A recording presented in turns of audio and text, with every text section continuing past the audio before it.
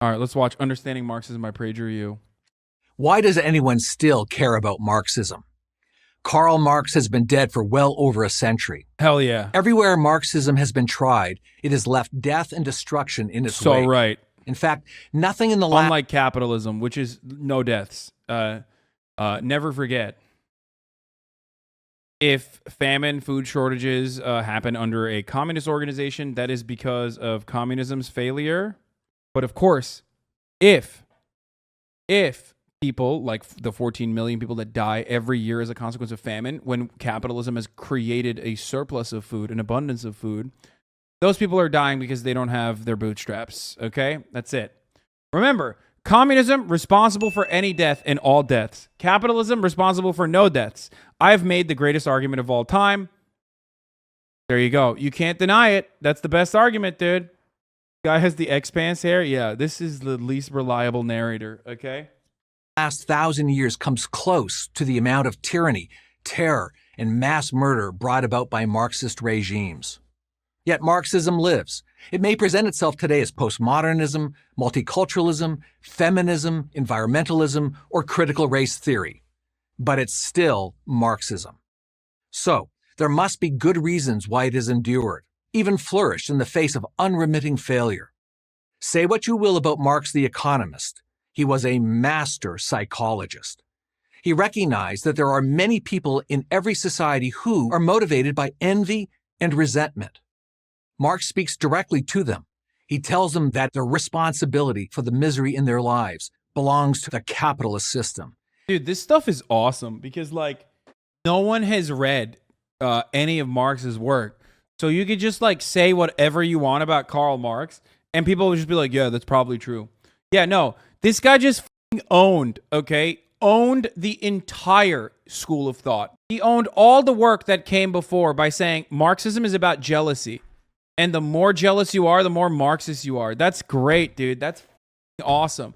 No relations to the means of production and how societies are designed around commodity production. No historical materialism. None of that. It's just Marxism, envy. And the more envious you bitches are, the more Marxist you get, motherfucker. Which is, by the way, the saddest thing because, like, unironically, some people do operate like that on the internet. It's a bad look. I'm just saying. Jealousy's a disease, love. Get better soon, yeah? If we can just get rid of that, he promises, we can eliminate poverty, inequality, exploitation, class conflict, war, and alienation. Not a bad list if you're looking to start a revolution. But there's more. Marxism assures us that this socialist utopia is close at hand, available to all, not in some distant future or in the next life, but here and now. All we have to do is overcome one little obstacle: human nature.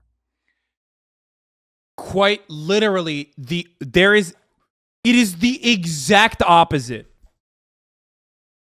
The understanding is that the contradictions inherent to capitalist society, which Marx was very much a fan of. He was a capitalism stan, I guess. I mean, he wrote a fucking whole book about it.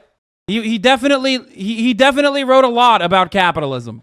The idea is that the inherent contradictions between the two classes will inevitably have to resolve itself, and that socialism will be the next evolutionary stage of mankind rather than fucking human nature. As a matter of fact, there are plenty of fucking takes against the idea that greed is a part of human nature. That the only reason why we think greed is a part of human nature is because we are living in a capitalist organization of the economy. That greed being a part of human nature under capitalism is like thinking that the black lung is a part of human nature because you work in the fucking coal mine. That's kind of the point, that it's not about greed and human nature at all. Greed not being a part of human nature. Why? How do they do this? Like, it's just, I mean, I guess this guy's a college professor, chat.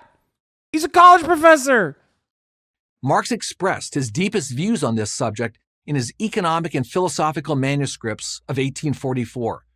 They can be summed up in one phrase. Oh, dude, let's go. The enemy of being is having. In other words, the desire to own things makes you a bad person. That's what?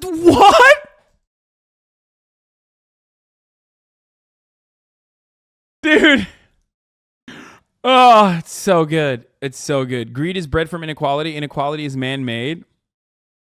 Brother, you never had a dipshit college professor? No, it's just like funny that this dude is literally... No, PragerU is not a real university, but he actually teaches at Clemson, which is, as far as I know, a real university. By the way, dude, this is how much reactionary politics has staying power, dude. This is literally no different than like people on Twitter, dude. Leftists on Twitter believe this. That's the worst part. That's what fucking kills me. Like, leftists on Twitter unironically are just like, yeah, dude, that's true. You are a bad person for owning things, and fuck you, actually. Like, that's it. That's how much it kills me when I see fucking leftist people, like, repeating ridiculous right-wing reactionary framing that they've taken on from the left. Not to blame. The blame belongs to capitalism. The most common interpretation of Marx's philosophy suggests that he opposed capitalism because it creates an unjust world of inequality, exploitation, and class conflict. Marxism... Wait, he's just going to move on from that as like a... Wait, hold on. Okay. Wait, he just left... Okay, that part was correct. Why is he... He just left that there and just moved on. Is he gonna say like that's a bad thing, like why that attitude is wrong or something? Because it creates an unjust world of inequality, exploitation, and class conflict. Marxism, according to this view, is all about equalizing income and social status. This is true. No, it's not. What are you saying? What the fuck, dude? What? Dude, what the fuck, dude? Oh my god. Yeah, Marxism is about having a flat fee. Everyone needs to have equal fucking... Everyone needs to get paid equally. Did I misunderstand what he's saying? Am I like... Equalizing conflict. Marxism, according to this view, is all about equalizing income and social status. This is true, but it doesn't go far enough. Marx saw the accumulation of material wealth as dehumanizing. The more money and material possessions one acquires, the more estranged one is from his true humanity. And what was that? In the philosopher's socialist paradise, one gets to eat, drink, and go to the theater free of charge and without having to earn a living. Best of all, you get to do it without the guilt of being a moocher. All you have to do is enjoy yourself. Or, as Marx put it, you can do one thing today and another tomorrow.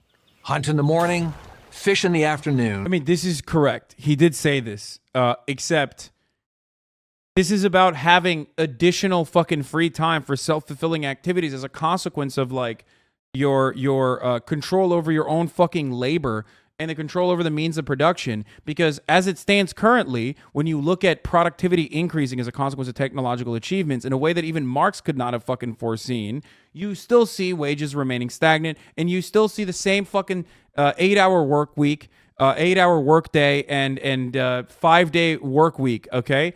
Regardless of the fact that technological achievements should have opened up a lot of free space and a lot of free time for individuals. But it didn't. You want to know why? It only improved productivity of the fucking average worker. And that made it so that you could fit more work actually into the fucking 8 hours a day that you're working and the 5 days a week that you're working. Because we have no control over our own destiny. We have no control over our own societal organization. We have no control over any of that when we have no fucking power as workers. So, because of that, you just, every time there's technological achievements that occur, it's used basically against you. And rear cattle in the evening. Yes, rear cattle in the evening. That's how in touch Marx was with reality. But who cleans out the sewers, does the dirty jobs that keep a society functioning? Ironically, in the evil capitalist society, the sewer cleaner freely chooses to take on his job. In the socialist... Wait, what? Wait. Wait, who takes on the fucking sewer cleaning job in a capitalist society? They freely choose it? No, they don't. They fucking don't. That is such a lie, dude. I like that when he's talking about like capitalism, it's like, oh yeah, he freely chose to do this, right? He freely chose to do this. Like this was his own desire. Like, no, this is not his own fucking desire. He is brought into the system where subjugation is a necessity, and basically he has to work for subsistence for the rest of his fucking life, and that every other facet of his existence is expensive as fuck. So he has to take on whatever job he can, because the only incentivization structure is revolves around not starving and dying. Functioning. Ironically, in the evil capitalist society, the sewer cleaner freely chooses to take on his job. In the socialist paradise, coercion is almost always required.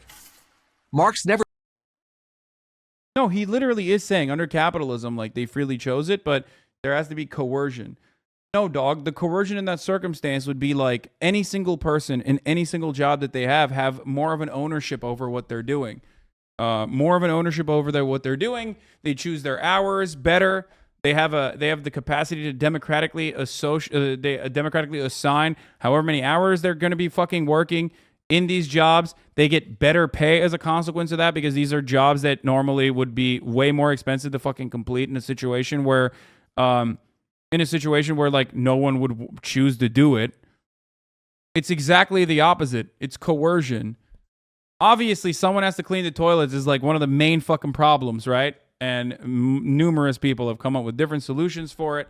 But ultimately, what I always say is that no matter which way you do it, having more ownership over your own fucking workplace, having ownership over your means of production will allow you to want to do that, because it's positive incentivization, recognizing that you are valuable, and without you, the fucking cogs don't turn. Okay.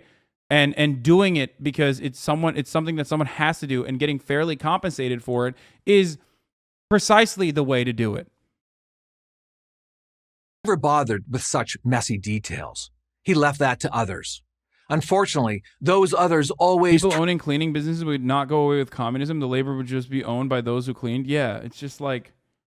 It's a very strange attitude to have. Like, I mean, think about like pool cleaners and shit. You know what I mean? They all fucking unironically operate as like self-owner.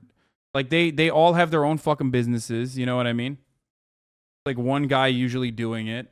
You can do that. Turn out to be megalomaniacs like Lenin, Stalin, Mao, Castro, Pol Pot, and Hugo Chavez. They were the ones who brought Marx to life, and in the process caused tens of millions to suffer and die. Contrary to Marx's claims, work freely... Dude, liberals have no fucking analysis skill, dude. They just don't have any like bone in them. It renders them useless when you need to like talk about material realities. Like they just have to be like, no, it's because they were narcissists, dude. Like it always has to be some like weird, intangible, like, you know, idealistic thing, like some spiritual problem. PragerU is liberal? Yes, of course they're liberal. They're liberal in the European sense, obviously. Not liberal in the, okay, you can stop justifying the millions of deaths now.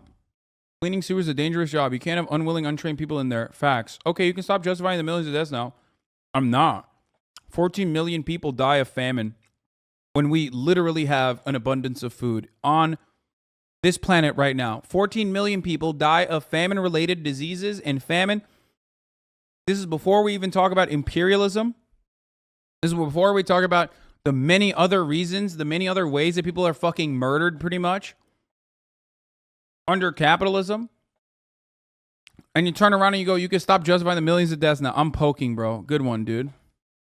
Chosen brings both money and dignity.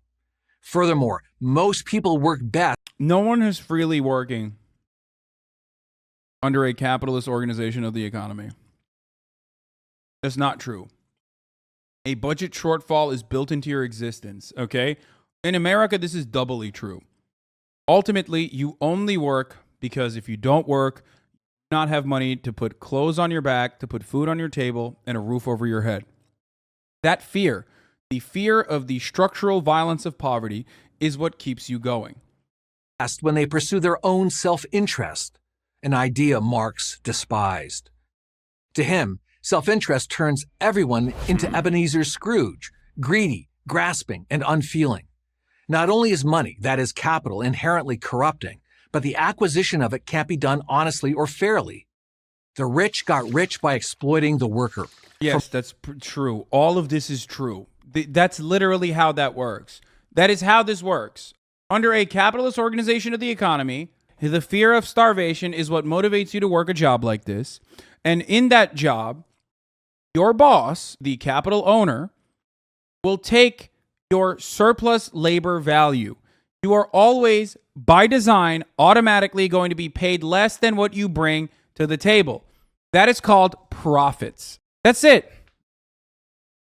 Okay, first and foremost, I'm actually going to go on the YDSA panel in a little bit. The co-chair of the YDSA National Labor Committee wanted me to come for the launch call for the YDSA Summer Labor Program. They want to log on to the call for at least 5 minutes before the event begins if possible, and I will be speaking at from 8:50 to 8:55, and there will be a short Q&A section from 8:55 to 9. Alex Press is hosting the call, and she will introduce me. The proposed agenda for the call is here, and we'll share the panelist Zoom link with the call soon. And then at 7 p.m., I have the BBC call.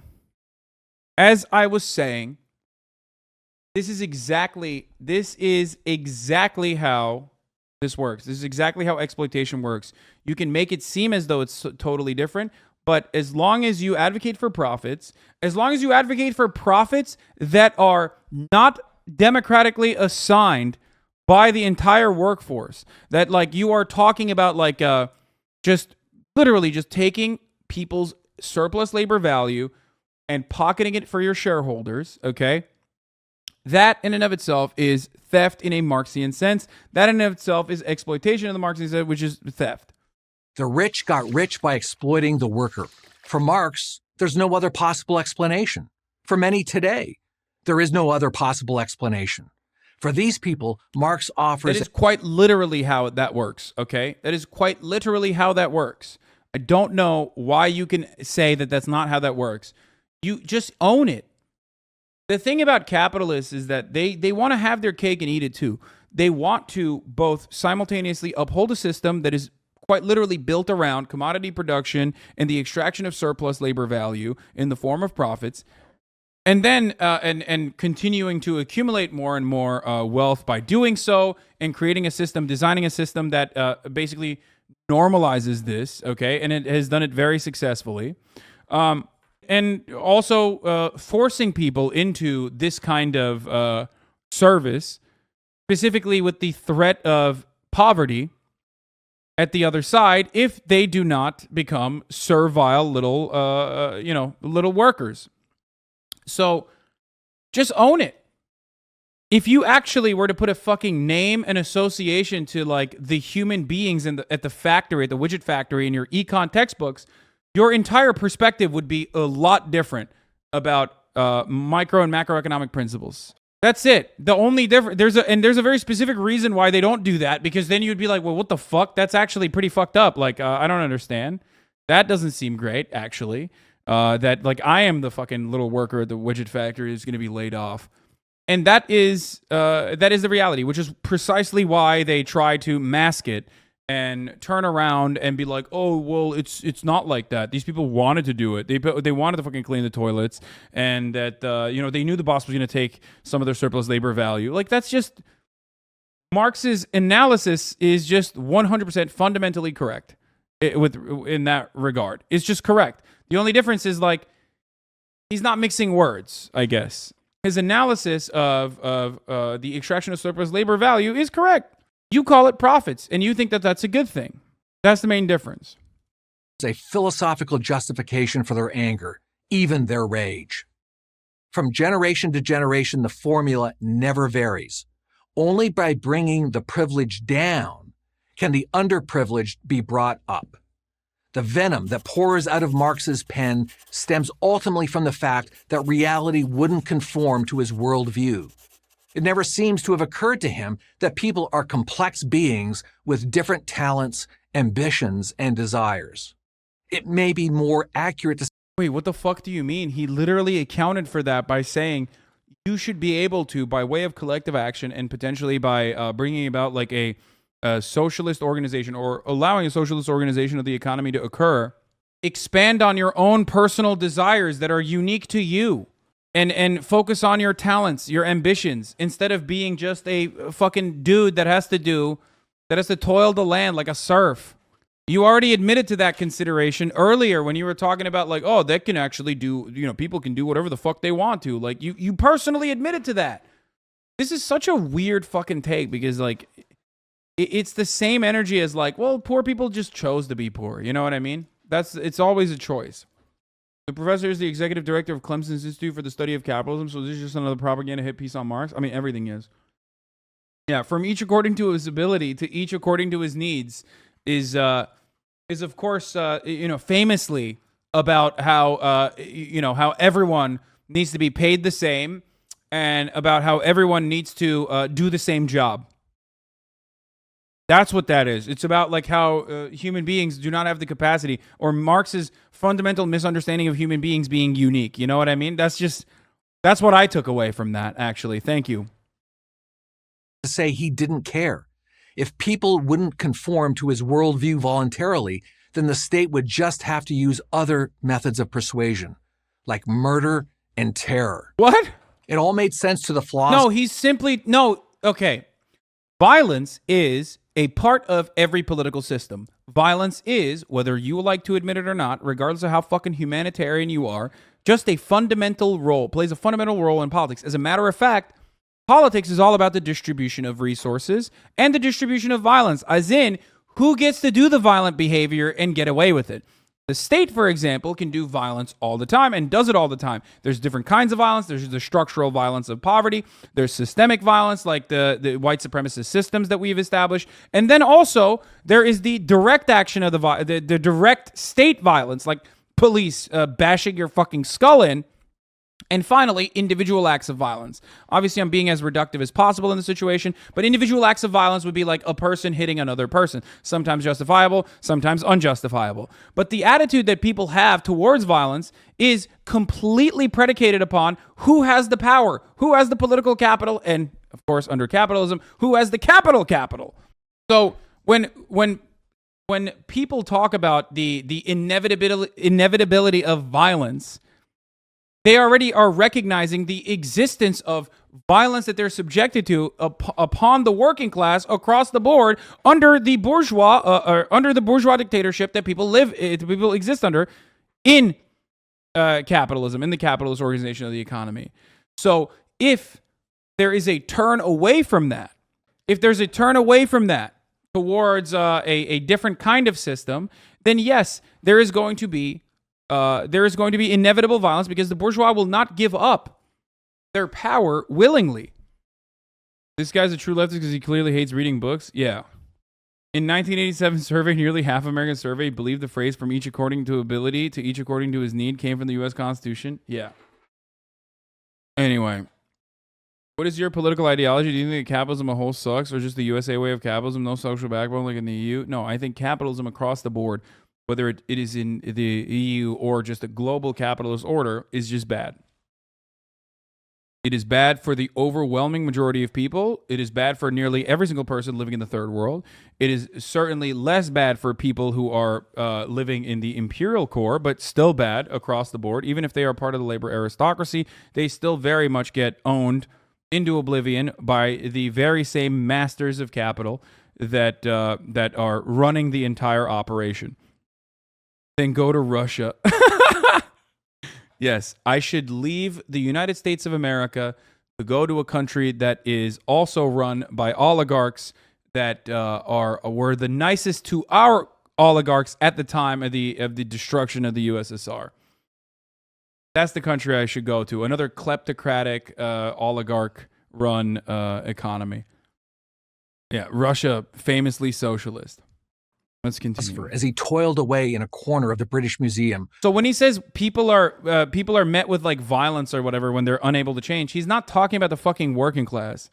Even in the most like charitable interpretation of what the PragerU guy is trying to fucking say, all I will simply state is this: if you are living under the oppressive thumb of a bourgeois capitalist-backed government that is subjecting you to violence, as it purposely has designed itself to ensure that you work meaningless jobs and toil away for the rest of your life like a good little servile pig, and anytime you try to fucking change that, it's considered, that's self-defense.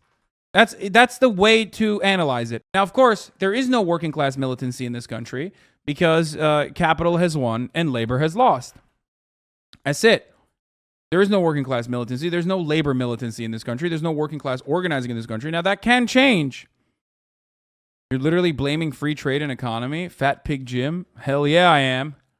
Free trade. Yeah, totally. Anyway, true capitalism is different. It generates wealth and prosperity. Yeah, you're right. As he toiled away in a corner of the British Museum or in his squalid London apartment. What is astonishing is that millions came to believe him. What is tragic is that millions more suffered and died because they did. What is scary is that millions continue to believe. I'm Brad Thompson, professor of political science at Clemson University for Prager University. I love that, dude. Yeah, that's the scary part, dude. Murder. The murder and terror that is baked into and normalized in every facet of capitalist existence is completely overlooked in this subject matter. Obviously, that's just, they deserved it. They had it coming. That's right.